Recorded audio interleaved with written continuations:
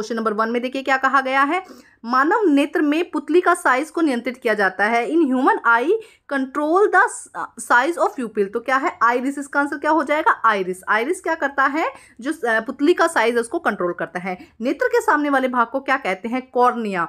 The front part of the I is called cornea. Next question देखिए, question number 2, धातुएं उष्मा और विद्युत की कुचालक होती है। तो धातुएं जो होते हैं वो याद रखिएगा उष्मा और विद्युत की सुचालक होती है, तो ये क्या हो जाएगा असत्य। धातुएं उष्मा, अधातुएं उष्मा और विद्युत की सुचालक होते हैं, तो ये देखो उन्होंने उल्टा दिया। अधातुएं जो होती है वो हमेशा विद्युत की क्या होती है, कुचालक होती है, तो ये भी क्या हो जाएगी स्टेटमेंट फॉल्स हो जाएगी। नेक्स्ट देखो क्या कहा गया है, metal are bad conductor for heat and electricity, false. Non metal are good conductor for heat and electricity, ये दोनों ही क्या हो जाएंगे, फॉल्स हो जाएंगे स्टेटमेंट। ठीक है, नेक्स्ट देखिए, चेचक के टीके की खोज किसने की, discover the smallpox vaccine, Edward Jenner ने। एडवर्ड जेनर ने चेचक का जो टीका है, स्मॉल पॉक्स का जो वैक्सीन है उसको डिस्कवर किया था। नेक्स्ट देखिए क्या कहा गया है, पेशीय बल एक असंपर्क बल का उदाहरण है, ये क्या हो जाएगा असत्य, गलत बात है। जमीन पर गति करती हुई गेंद घर्षण बल के कारण धीमी हो जाती है और रुक जाती है, बिल्कुल सही है। बॉल जब फेंकते हैं तो धीरे धीरे क्या होता है, उसकी स्पीड कम हो जाती है और फाइनली वो रुक जाती है, किसके कारण, घर्षण बल के कारण। ये स्टेटमेंट क्या हो जाएगी, सही हो जाएगी। एक बार इंग्लिश में देख लेते हैं, muscular force is an example of non contact force, false हो जाएगा। A ball moving on ground slow down and stop due to the friction force, बिल्कुल सही है। नेक्स्ट देखिए क्वेश्चन क्या है, क्वेश्चन नंबर 5 में देखिए, अमीबा भागों में विभाजित होकर संतति उत्पन्न करता है। तो दो भागों में, दो संतति कोशिका में विभाजित होकर क्या करता है, दो भागों में विभाजित होकर संतति उत्पन्न करता है। आप दो लिख सकते हैं, दो संतति कोशिका लिख दिया मैंने। अमीबा में होने वाली अलैंगिक जनन को द्विखंडन कहते हैं। क्या कहा जाता है, अमीबा जब एक से दो भागों में, इस तरह से दो भागों में टूट जाता है उसको द्विखंडन कहते हैं। इंग्लिश में एक बार देख लेते हैं, amoeba reproduce by dividing itself into two parts. Two parts में क्या होता है, डिवाइड होता है, आपने देखा होगा, पहले ये होता है, फिर इस तरह से होता है, फिर ये दो कोशिका बन जाती है। और इसको प्रोसेस को क्या कहते हैं, the process of asexual reproduction is amoeba is called binary fission. Next देखिए, नेक्स्ट क्या कहा गया है, निम्नलिखित रासायनिक अभिक्रिया को पूरा कीजिए। कॉपर सल्फेट CuSO4 जब ज़ैरन के साथ रिएक्शन करता है, तो ज़ैरन क्या है, बहुत ज्यादा रिएक्टिव है। ज़ैरन क्या करता है, इस SO4 के साथ में रिएक्ट हो जाता है और ZnSO4 बना देता है और Cu क्या हो जाता है, अलग हो जाता है। तो जिंक सल्फेट और कॉपर बन जाता है, या आप तो ZnSO4 और Cu लिख दीजिए, अदरवाइज जिंक सल्फेट। और ये 4 रिएक्शन दी गई हैं आपकी बुक में, इनमें से इवनिंग शिफ्ट वाले बच्चे भी जरूर पढ़ के जाए, एक ना एक रिएक्शन जरूर आनी है।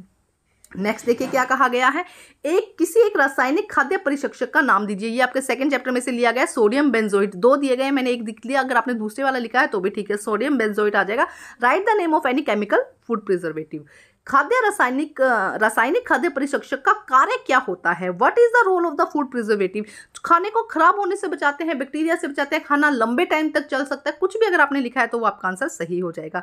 नेक्स्ट देखिए क्या कहा गया है, क्या मानव शरीर के अंदर का दाब वायुमंडल दाब के बराबर होता है, is pressure inside human body equal to the atmospheric pressure. Yes, इसका आंसर आ जाएगा यस। तभी तो क्या है, शरीर पिचकता नहीं है ना, उसी पोजीशन में रहता है, क्योंकि अंदर से जो दाब लग रहा है और बाहर से जो प्रेशर लग रहा है दोनों इक्वल हैं।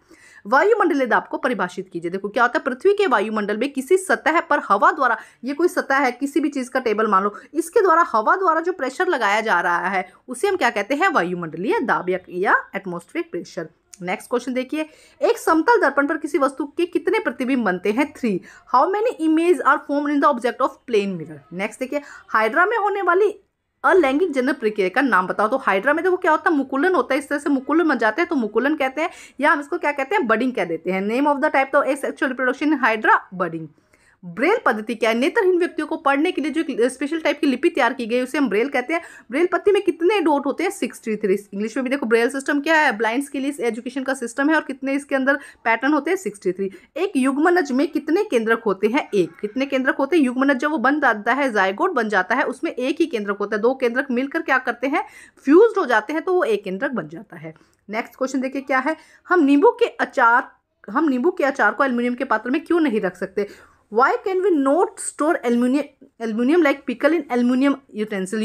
एल्यूमिनियम के में क्यों नहीं रख सकते, क्योंकि एल्यूमिनियम क्या करता है, नींबू जो इसके अंदर एसिड होता है उसके साथ रिएक्शन कर लेगा और क्या करेगा, अचार को खराब कर देगा। तो क्या हो जाएगा, यहाँ पे क्वेश्चन में ये लिखना है कि एल्यूमिनियम क्या करता है, नींबू के या जो एसिड है उसके साथ रिएक्शन करके उसको क्या करेगा, खराब कर देगा, इसलिए हम उसको कांच के बर्तनों में रखते हैं। किन्हीं 2 पादप रोगों के नाम बताओ। तो एस्टर येलो या लीफ बर्ड, कुछ भी 2 नाम आपको बुक में दिए गए हैं, वहां से आप लिख सकते हैं। प्रतिरक्षी का कार्य बताओ। प्रतिरक्षी का क्या कार्य है, इम्यूनिटी को बढ़ाना। एंटीबॉडी जो हार्मफुल डिजीज है ना उससे बढ़ाने का काम कौन करता है, प्रतिरक्षी करते हैं या एंटीबॉडीज करते हैं। नेक्स्ट क्वेश्चन देखिए क्या कहा गया है यहाँ पे। नेक्स्ट क्वेश्चन में क्या कहा गया है, उदाहरण द्वारा दर्शाए कि गैस जिस बर्तन में रखी जाती है उसकी दीवारों पर दबाव डालते हैं। तो ये एग्जांपल जब आपका जो आंसर किया उसके लास्ट में मैं करवाती हूँ अभी ना। नेक्स्ट क्वेश्चन देखिए क्या कहा गया है। दिए गए चित्रों में, यहाँ पे चित्र दिया गया है, ये एंगल 30 बताया गया है, ये और ये हमें निकालना है। तो वाई को पहचानिए। तो देखो ये किरण जा रही है, जो किरण जा रही होती है, रे जा रही होती है, उसे हम आपतित किरण या इंसिडेंट रे कहते हैं। अब वो कह रहा है आर की वैल्यू बताओ। उसने क्या कहा है आर की। तो देखो यहाँ पे 90 डिग्री के एंगल पे हमें क्या बनना है, यहाँ पे अभिलंब बनना है ना। तो ये 30 है, ये 90 है, टोटल 90 है। अब 90 में से 30 माइनस कर दे तो ये 60 हुआ। और हमें पता है आपतित किरण और जो यहाँ से रे जा रही है, ये जो बन रहा है दोनों इक्वल होंगे, तो इसकी वैल्यू कितनी हो जाएगी 60। तो इनमें लिखेंगे इंसिडेंस रे और क्या हो जाएगा 60 हो जाएगा। नेक्स्ट क्वेश्चन देखिए क्या होगा यदि जंतुओं में जनन नहीं होगा। सभी जीव एक दिन समाप्त हो जाएंगे। देखो जनन से रिप्रोडक्शन, अब इसको बढ़ाकर लिख सकते हैं। रिप्रोडक्शन से क्या होता है, उसकी कंटिन्यूसी बनी रहती है, 1 से 2, 2 से 4 ना। अगर धीरे धीरे क्या होगा, रिप्रोडक्शन नहीं होगा, तो एक दिन सभी जीव क्या होंगे, उनकी जो जातियां हैं वो समाप्त हो जाएंगी।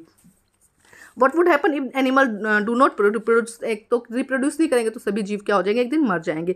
लैंगिक जनन और अलैंगिक जनन में डिफरेंस बताइए। How does sexual reproduction different from the asexual reproduction. देखो सेक्सुअल रिप्रोडक्शन में क्या है, 2 पेरेंट्स चाहिए होते हैं, जबकि एसेक्सुअल रिप्रोडक्शन में सिंगल पेरेंट्स से हो जाते हैं, ठीक है। और सेक्सुअल रिप्रोडक्शन में क्या होता है, वेरिएशन आती है। जो संतति बनी है, जीव बनी है, वो एग्जैक्ट अपने पेरेंट्स की जैसी नहीं होती है, अपने माता पिता की जैसी नहीं होती, कुछ विभिन्नताएं होती है। जबकि जो एसेक्सुअल रिप्रोडक्शन है उसमें एग्जैक्ट कॉपी होती है। ये इतना सा लिख देंगे तो आपका काम चल जाएगा। किसी एक टीकाकरण का महत्व लिखिए। चिकन पॉक्स वैक्सीन को भी एक उदाहरण देते हैं, जैसे चिकन पॉक्स वैक्सीन है, तो ये क्या करते हैं, हार्मफुल डिजीज से बचाते हैं, चिकन पॉक्स से बचाते हैं, हेल्प करते हैं। एंटीबॉडी से क्या, एंटीबायोटिक ये क्या करते हैं, मतलब किसी भी हार्मफुल डिजीज से, मैंने ये लिखना होगा आपको कि हार्मफुल डिजीज से लॉन्ग टाइम के लिए क्या करते हैं, बचाते हैं। Right and importance of the vaccination by the given example. प्रतिजैविक की दवाइयां लेते समय क्या क्या सावधानी बरतनी चाहिए। What question should be taken while taking antibiotic. एक तो डॉक्टर की सलाह से लेनी चाहिए, डॉक्टर ने प्रिस्क्राइब किया है तभी आप लेंगे। सेकंड क्या है, वो अगर 3 दिन का कहा है, 5 दिन का कहा है, उसका कोर्स आपको कंप्लीट करना है। ये 2 मेजर बातों का आपको ध्यान रखना है। नेक्स्ट देखिए क्या कहा, चित्रों को देखकर पहचानना है। तो सबसे पहले ये क्या है, ब्रेड मोल्ड, राइजोपस भी कह देते हैं इसको, या ब्रेड मोल्ड, आपकी बुक में ब्रेड मोल्ड है इसीलिए मैंने वो लिख दिया। ये है पेनिसिलियम और ये है पैरामीशियम, आपको यहाँ पे नाम लिखने थे। नेक्स्ट देखिए क्वेश्चन नंबर 9 में क्या कहा गया है, दाब कैसे बदलेगा। यदि केवल क्षेत्रफल को दुगना किया जाए, मतलब किसी वस्तु है उस पर दाब लग रहा है, उसके क्षेत्रफल को दुगना कर देते हैं, बढ़ा देते हैं, तो दाब क्या हो जाएगा, आधा हो जाएगा। या तो आधा लिख दीजिए या कम लिख दीजिए, ठीक है। यदि बल को 4 गुना कर दिया जाए, उसी चीज में बल को 4 गुना कर दिया जाए, तो प्रेशर भी क्या हो जाएगा, 4 गुना ही हो जाएगा, बढ़ जाएगा। ये आप लिख, करेक्ट आंसर यही हो जाएगा। नेक्स्ट देखिए क्या है, उसके बाद यहाँ पे ओनली एरिया इज डबल। अगर एरिया को डबल कर देते हैं तो प्रेशर क्या हो जाएगा, एरिया डबल करने से प्रेशर क्या हो जाएगा, हाफ हो जाएगा, रिड्यूस हो जाएगा और हाफ हो जाएगा। Force increase by 4 time, force को 4 टाइम बढ़ाने से जो प्रेशर है वो भी 4 टाइम्स बढ़ जाएगा। नेक्स्ट देखिए क्या है, असंपर्क बल के कोई 3 उदाहरण लिखिए। Right in 3 example of non contact force. तो क्या होगा, रेन ड्रॉप आ रही है, उसके अलावा मैग्नेट के बीच में जो होता है, एक्सरे के बीच में जो होता है, कुछ भी आप लिख सकते हैं। ये क्या है, नॉन कॉन्टैक्ट फोर्स है। कॉपर को नम वायु में रखने पर उसकी परत हरी क्यों हो जाती है। Why does the copper acquire green coating when it's exposed in moist air? तो कॉपर क्या करता है, जब H2O के साथ में वो एयर, नम एयर का मतलब क्या है, जब उसके अंदर पानी होता है तो उस कॉपर क्या करता है, H2O के साथ में रिएक्शन करके ऑक्साइड बना देता है, जिसकी वजह से जो परत है, जो कॉपर है वो क्या करता है, पानी के साथ जो नमी है और ऑक्सीजन के साथ मिलकर क्या करता है, रिएक्शन करता है, जिससे वो कॉपर के ऊपर हरी परत जम जाती है। फॉस्फोरस एक धातु है या अधातु, इसे जल में क्यों रखा जाता है। इफ फॉस्फोरस इज मेटल और non metal, why it is stored in water. तो एक तो सबसे पहले फॉस्फोरस क्या है, एक धातु है, और इसे जल में क्यों रखा जाता है, क्योंकि ये बहुत ज़्यादा क्रियाशील है, बहुत ज़्यादा रिएक्टिव है, फटाफट क्रिया कर लेती है किसी भी चीज़ के साथ, हवा के साथ कर लेगी, और क्या करेगी, कुछ भी चीज़ इसको मिल जाएगी उसके साथ रिएक्शन कर लेगी, जिससे कि आग लगने का डर हो जाता है। नेक्स्ट देखते हैं क्वेश्चन, वह धातु जिसे चाकू से काटा जा सकता है, sodium and potassium. Name the metal can be cut by the knife. धातुओं की अमल के साथ अभिक्रिया कराने से कौन सी गैस उत्पन्न होती है। Right the name of the gas which is produce after the reaction of the metal with N acid, hydrogen. इससे रिलेटेड वर्कशीट भी बनाई थी मैंने, वहां पे क्वेश्चन को बहुत बार कहा था कि आप लोग मुझे कमेंट करके बताएंगे। क्या आपने मेरी वो वर्कशीट देखी है, कमेंट करके जरूर बताइएगा। नेक्स्ट देखिए, मैग्नीशियम रिबन कि दहन करने पर जो उत्पाद उत्पन्न होता है उसकी प्रकृति कैसी होती है, क्षारीय, बेसिक उसकी प्रकृति होती है। नेक्स्ट देखते हैं, पहले क्वेश्चन देखते हैं, कायांतरण क्या है, मेटामॉर्फिज्म क्या है। जब एग से वयस्क बनते समय बीच में काफी चेंजेस आते हैं, सीधी सीधी डेफिनेशन यही हो जाती है कि एग से जब वयस्क बनता है तो उसके बीच में काफ़ी चेंजेस आते हैं, तो उसे मेटामॉर्फिज्म या हम कायांतरण कहते हैं। और ABCD को हमें पहचानना है। तो देखो सबसे पहले क्या हो जाएगा, ये क्या हो जाएगा, A एग हो जाएगा, B आरंभी टैडपोल, स्टार्टिंग का टैडपोल हो जाएगा, ये आप लिख सकते हैं, बाद का टैडपोल भी लिख सकते हैं, टैडपोल लिख दीजिएगा, और उसके बाद में वयस्क। नेक्स्ट क्वेश्चन देखते हैं हम यहाँ पे, ये ब्लाइंड्स के लिए हम नेक्स्ट क्वेश्चन देखते हैं यहाँ पर। अब 13 क्वेश्चन में देखिए क्या कहा गया, हम सीधा क्वेश्चन ही रीड करते हैं। समतल दर्पण पर बने प्रतिबिंब का आमाप होता है, किस तरह का होता है। एक तो समतल दर्पण जो सीधा मिरर होता है प्लेन, उस पर किस तरह का बनता है, एक तो सीधा बनता है और बिंब मतलब वस्तु के आकार का ही बनता है। पार्श्व परिवर्तन में क्या दिखता है, पार्श्व मतलब कि जब मिरर में हम देखते हैं तो क्या होता है, दायां का हमें बायां दिखता है, तो दायां का हमें बायां दिखता है। नेक्स्ट देखिए, दर्पण में एम्बुलेंस कैसा दिखेगा, तो दर्पण में ये बी इस तरह का, यहाँ पे क्लियर नहीं, इंग्लिश का जो क्वेश्चन है उसमें एकदम से क्लियर दिया गया, एक बार इंग्लिश में भी रीड कर लेते हैं। The size of an image in form in the mirror is erect and same size. Next देखिए, the lateral inversion is called right appear left. In ambulance किस तरह से अपीयर होगा, बी ऑप्शन यहाँ पे करेक्ट हो जाएगा।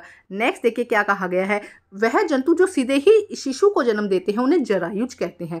वह जंतु जो अंडे से मतलब जो जंतु अंडे देते हैं उन्हें अंडप्रजक कहते हैं। निम्न में से जरायु जंतु का उदाहरण है, तो देखो जरायु जो अपने जैसे बच्चे देते हैं, गाय, कुत्ता, बिल्ली सभी अपने जैसे बच्चे देते हैं, तो उपरोक्त सभी हो जाएगा। अथवा में देखिए क्या कहा गया है, निम्न में से अंडप्रजक जंतु कौन सा जो अंडे देते हैं, तो सिर्फ मछली यहाँ पे क्या है, अंडप्रजक। एक बार इंग्लिश में देख लेते हैं, animals which give birth young ones, तो विविपैरस हो जाएगा। जो जो एग को ले करते हैं वो ओविपैरस हो जाएगा। उसके बाद में एग्जांपल ऑफ द विविपैरस का एग्जांपल क्या है, all of above, and the oviparous का है ओनली फिश आ जाएगा यहाँ पे। नेक्स्ट देखिए क्वेश्चन नंबर 15, चम्मच का भीतरी पृष्ठ अवतल दर्पण की भांति कार्य करता है। यदि चेहरे से चम्मच की दूरी बढ़ाई जाए तो चम्मच के भीतरी पृष्ठ का प्रतिबिंब कैसा बनेगा, उल्टा। नेक्स्ट देखिए, दंत विशेषज्ञों द्वारा दांतों का बड़ा प्रतिबिंब देखने के लिए कौन सा दर्पण यूज किया जाता है, अवतल दर्पण। The inner surface of a spoon act like a concave mirror. If the distance of the face increase the spoon image will be inverted. The see an enlarge image teeth dentist use concave mirror. Thank you guys.